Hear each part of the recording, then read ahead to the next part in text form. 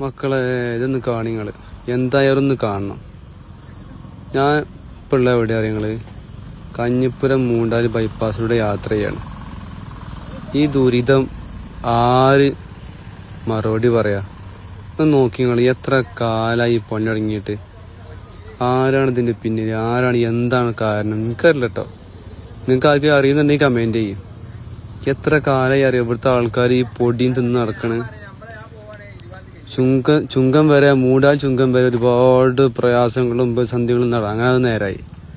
ബാക്കി പിന്നെ കഞ്ഞിപ്പുരം മുതൽ അമ്പലപ്പറമ്പ് അത് നേരായി. ഈ ഒരു ഭാഗം നന്നാക്കാൻ എത്ര പ്രയാസം. എവിടെ പ്രയാസം? എന്താ പ്രശ്നം? അറിയണത് കമന്റ് ചെയ്യട്ടെ. എന്താ പ്രശ്നം എന്നുള്ളത് അറിയണത് കമന്റ് ചെയ്യും. എന്താ നമുക്ക് പിടുത്തം കിട്ടണില്ലേ? എത്ര കാലായി ഇവിടെ എത്ര ആൾക്കാർ വന്നു പോയിക്കണ്. ഒരു മാറ്റം ഇല്ല കേട്ടോ.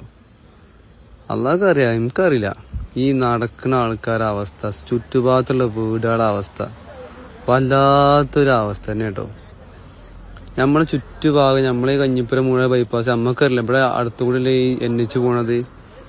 പണിക്കാരനവിടെ കാണാനില്ല. എത്ര പെട്ടെന്ന് പണി അയച്ചനെ. അപ്പൊ പണിന്റെ കാര്യം പറഞ്ഞ് നമ്മളെ പഠിപ്പിക്കരുത്. എന്താ അവസ്ഥ? എന്ത് പ്രയാസത്തില് പോവാന് വല്ലാത്തൊരവസ്ഥ തന്നെ കേട്ടോ.